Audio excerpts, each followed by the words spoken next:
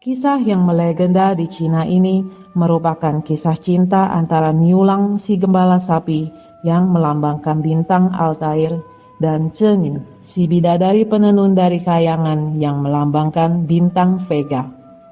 Cinta mereka tidak direstui oleh langit sehingga mereka dibuang ke sisi berlawanan dari Sungai Perak yang melambangkan Bima Sakti. Niulang adalah seorang penggembala sapi yang miskin dan tinggal di selatan Tiongkok. Orang tuanya meninggal ketika ia masih sangat muda. Ia sebatang kara. Hidupnya hanya ditemani oleh seekor kerbau yang merupakan warisan dari orang tuanya. Meskipun mengalami berbagai kesulitan hidup, Niulang tumbuh menjadi pria yang jujur, baik, dan rajin. Karena miskin, tak ada wanita yang mau menikah dengannya. Sedangkan Cenyu adalah seorang dewi penenun dari kayangan. Dia sangat terampil menenun dan pandai mewarnai. Tugasnya adalah menenun awan dan pelangi. Suatu hari, Cenyu dan para bidadari lainnya merasa bosan di kayangan. Lalu mereka memutuskan turun ke bumi untuk mandi dan bermain air di sungai. Mereka melepas pakaian dan meninggalkannya di tepi sungai. Sementara itu, Niulang yang sedang beristirahat di padang rumput bersama kerbaunya tidak sengaja melihat para bidadari itu turun dari langit. Sambil bersembunyi di balik pepohonan, dia mengawasi para bidadari tersebut. Lalu ia menemukan pakaian mereka yang tergeletak tak jauh dari tempat ia bersembunyi.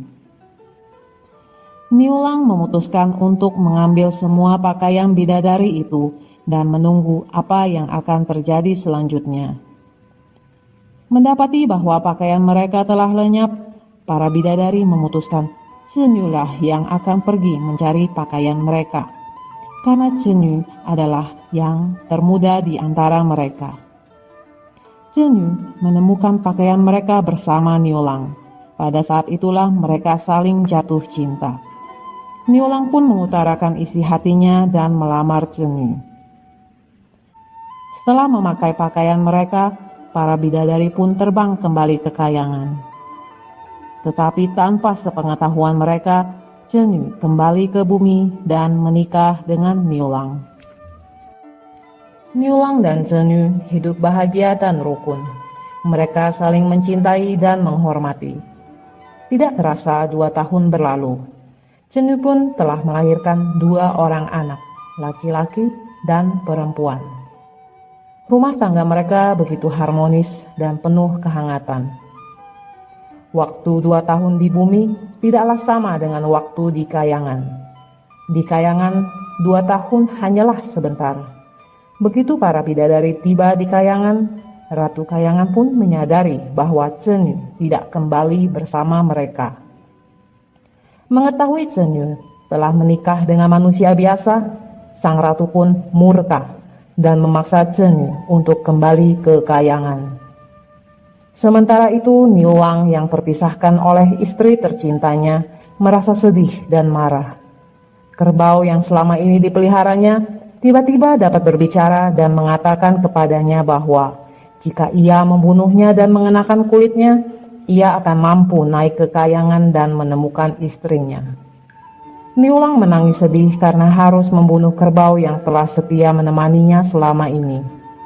Lalu ia mengenakan kulit kerbau itu dan membawa kedua anaknya naik ke kayangan untuk bertemu Cenyu. Setelah mengetahui hal ini, Ratu Kayangan menjadi sangat marah. Lalu sang ratu melepaskan jepit rambut emasnya, mencakar langit dengan jepit emas itu sehingga membentuk sungai yang luas dan memisahkan sepasang kekasih itu untuk selamanya. Niulang dan Cenyu sangat sedih dan dengan bergelimang air mata, mereka hanya mampu saling memandang dari kejauhan.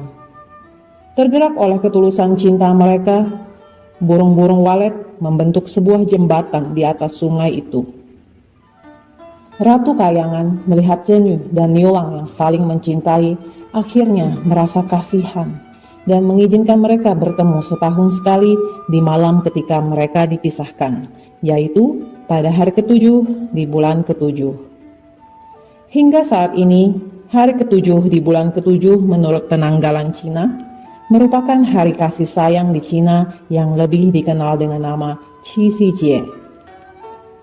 Perayaan ini juga dirayakan dalam Festival Tanabata di Jepang dan Festival Chuseok di Korea.